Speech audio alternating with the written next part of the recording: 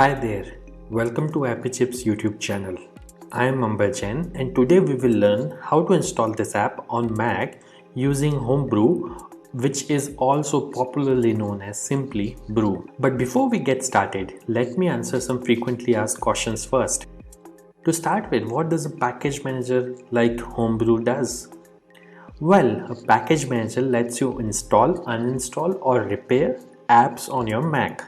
A package manager is very similar to App Store on macOS or Microsoft Store on Windows operating systems, except that a package manager uses commands that you type on Mac terminal to install or uninstall different programs. Some of the popular package managers for Mac include Homebrew, Nix, and Macports. And if you are coming from a Linux background, you will feel at home with Homebrew, especially if you have used package managers like apt, pacman, yum, etc. on Linux-based operating systems. Next up, is it safe to install the Mac apps via Homebrew? Short answer, yes. In fact, Homebrew is the most popular and thus most widely used package manager on macOS. Moreover, Homebrew is a non-profit member of Software Freedom Conservancy Foundation, also known as SFC Foundation. Many other open source projects like Git, BusyBox, Samba, Wine are all part of this Software Freedom Conservancy organization. Also, you might be surprised to know that Homebrew is the most forked project on GitHub and it has the largest number of contributors on its GitHub repository. Many devs at organizations like Google, Apple, Dropbox, Stripe, etc. use Homebrew to set up different development environments on their MacBooks and iMacs. Next question. Can you use Homebrew to install programs on Apple Silicon or more popularly known as M1 MacBooks? Again, yes. Starting version 3.0 of Brew, Apple Silicon is now supported on Homebrew. In fact, Homebrew also supports programs that are at the moment only supported via Rosetta 2 on Apple Silicon. Now that I have answered your questions on safety and compatibility of Homebrew, let's get to the installation process.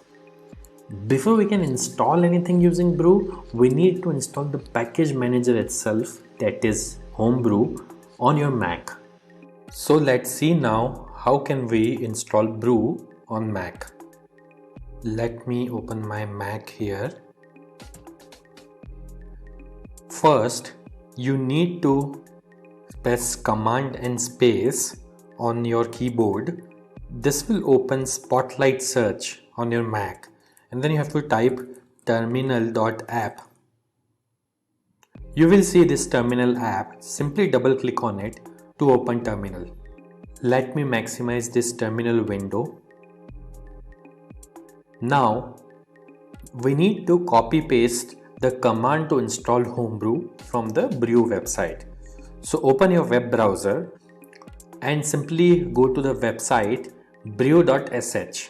Once you are on the website, you will see this section called Install Homebrew, which has a command that you can simply copy by clicking on this button over here.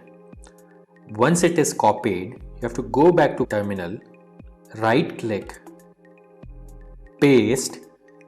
Now that the command is copy paste over onto this terminal, press enter. This will start Brew installation. Now it is prompting me to enter my user's password on Mac. I am going to type the password now, but it won't be visible on your terminal. Once you have entered the password, simply press enter, and if the password is correct, the script will continue. Now it is saying press return to continue the installation. I'll press enter here, and this will start the installation of Homebrew on my Mac. Let's wait for this to finish. As this message here says, installation successful. So that's it. Brew is successfully installed on your Mac now. Now before we proceed, I would like to highlight that Brew collects anonymous usage data via Google Analytics. As you can see on this page, if you want to opt out, you can simply run this command brew analytics off and press enter, which simply disables the anonymous usage data collection on your Mac. Now let's update the package database locally by pulling the metadata of the latest packages on a local map from the central brew repository. This should typically take less than a minute to complete depending on your internet connection speed. To do so, simply type the command brew update and press enter. As you can see, my local brew database is already up to date because I just installed brew on my system. Now to install the app, let's run the brew install command. Mind you, if during installation, if you're prompted to enter a password, enter your Mac user's password to continue.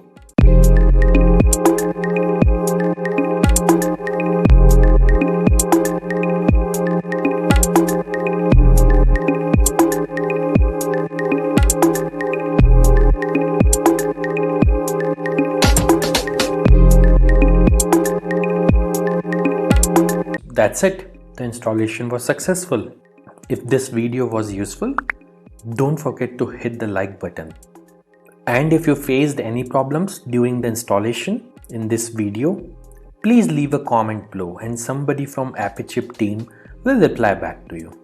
If in future any app installed using brew stops working, then you can simply reinstall it using the command brew space reinstall space the name of the program. For example, I'll try to reinstall this program called Hello, which is already installed on my system. As you can see, it is downloading the program and it says reinstalling Hello, and now Hello is successfully installed. And if you want to uninstall any app installed using brew, simply run brew space uninstall space the name of the program. In this case, I will try to uninstall the program Hello, which is already installed on my system.